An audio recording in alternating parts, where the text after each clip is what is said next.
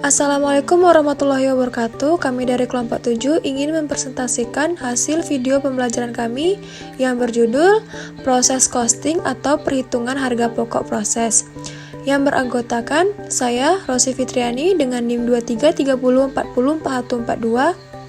Saya, Sarah Novelina, dengan NIM 2330404145. Dan saya Rehani Septiati dengan NIM 2330404130. Dan saya Era Dwi Faradipa dengan NIM 23304044. Materi pertama ialah perhitungan harga pokok proses. Ciri perusahaan yang menggunakan perhitungan harga pokok proses yaitu perhitungan harga pokok proses diterapkan di perusahaan yang menghasilkan produk bersifat standar atau homogen.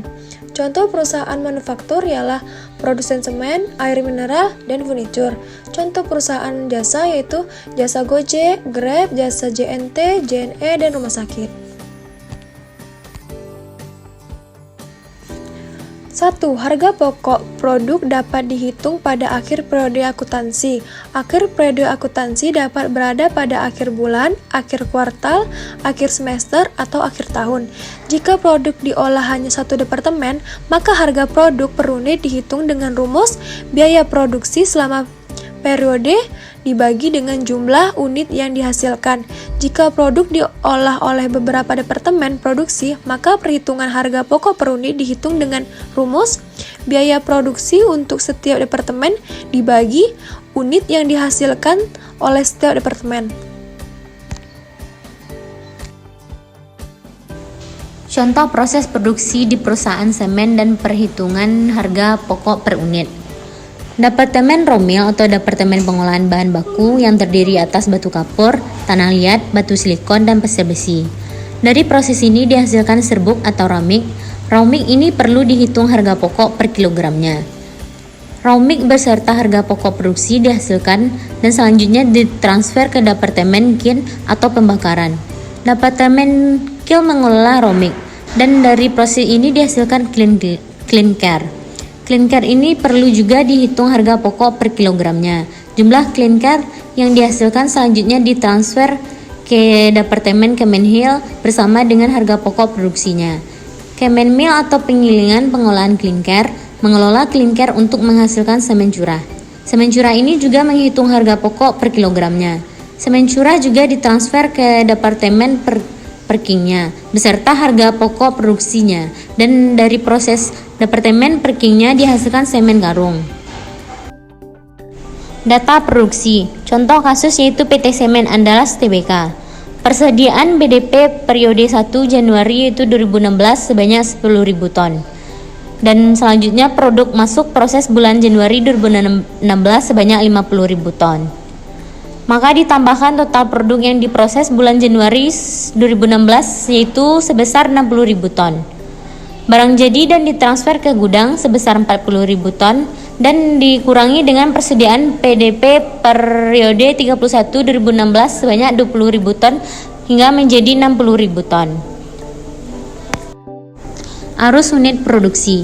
Proses produksi sebanyak 60.000 ton ditiadakan menjadi dua bagian, yaitu bagian pertama persediaan barang dalam proses awal sebanyak 10.000 ton, proses pada bagian persediaan barang dalam proses akhir 20.000 ton. Maka keempat-empatnya yaitu persediaan barang awal 10.000 ton, produksi masuk sebesar 50.000 ton, dan persediaan BDP akhir 20.000 ton. Ciri perhitungan harga pokok proses. 2. Biaya bahan baku langsung, biaya tenaga kerja langsung, dan biaya overhead pabrik dibebankan ke produk berdasarkan biaya sesungguhnya. Yang ketiga, biaya produksi dicatat dengan menggunakan media yang disebut laporan harga pokok produksi. Bagian-bagian perhitungan harga pokok proses. 1. Bagian data produksi. Barang jadi sama dengan persediaan barang dalam proses awal ditambah produk masuk proses periode ini dikurang persediaan barang dalam proses akhir. Yang kedua, bagian biaya dibebankan. Biaya per unit sama dengan biaya untuk masing-masing unsur biaya produksi dibagi unit setara untuk masing-masing unsur biaya produksi. Yang ketiga, bagian biaya diperhitungkan. Bagian ini berisi informasi mengenai alokasi, total biaya yang dibebankan ke barang jadi dan persediaan barang dalam proses akhir. Perlakuan terhadap persediaan barang dalam proses awal dan laporan harga pokok produksi. 1. Metode harga pokok rata-rata. Barang jadi tidak dibebankan berdasarkan jumlah dari asalnya, apakah berasal dari persediaan barang dalam proses awal atau berasal dari produk masuk proses untuk periode ini. Yang kedua, metode masuk pertama, keluar pertama MPKP. Persediaan barang dalam proses awal diasumsi diproses terlebih dahulu, dan jika telah selesai, kemudian baru dapat memproses produk masuk proses periode ini. Perlakuan terhadap persediaan barang dalam proses awal dan laporan harga pokok produksi. Unit setara sama dengan unit persediaan BDP awal dikali tambahan tingkat penyelesaian yang diperlukan, ditambah unit barang jadi dari proses periode ini, dan ditambah unit persediaan NBDP akhir kali tingkat penyelesaian.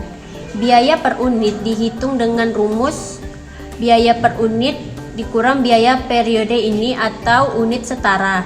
3. Ayat jurnal. Ayat jurnal hanya dibuat untuk biaya produksi yang terjadi pada periode ini, karena biaya produksi yang terjadi pada periode lalu sudah dicatat pada periode lalu. Produk diolah melalui lebih dari satu departemen.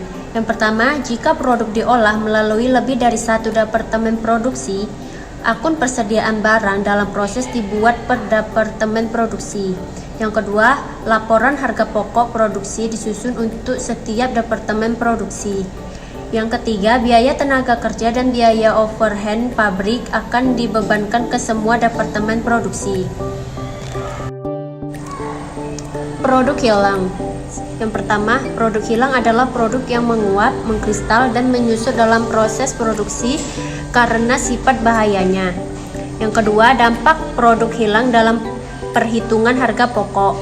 A. Produk hilang awal proses. Produk hilang awal proses belum menyerap biaya produksi. Hal ini dikarenakan produk hilang sebelum sempat diproses. B. Unit hilang akhir proses. Produk hilang menyerap biaya produksi jika diketahui setelah produk tersebut selesai diproses, sehingga produk telah menyerap biaya bahan baku, biaya tenaga kerja, dan biaya overhead pabrik. Produk cacat. 1. Produk cacat adalah produk yang tidak memenuhi spesifikasi atau standar kualitas dan secara ekonomis masih memungkinkan untuk diperbaiki. 2. Perlakuan terhadap biaya perbaikan produk cacat. Jika produk cacat terjadi secara normal, biaya perbaikan produk cacat akan menambah biaya produksi. Jika produk cacat terjadi tersebut tidak normal, biaya perbaikan produk cacat diperhitungkan sebagai rugi atau produk cacat.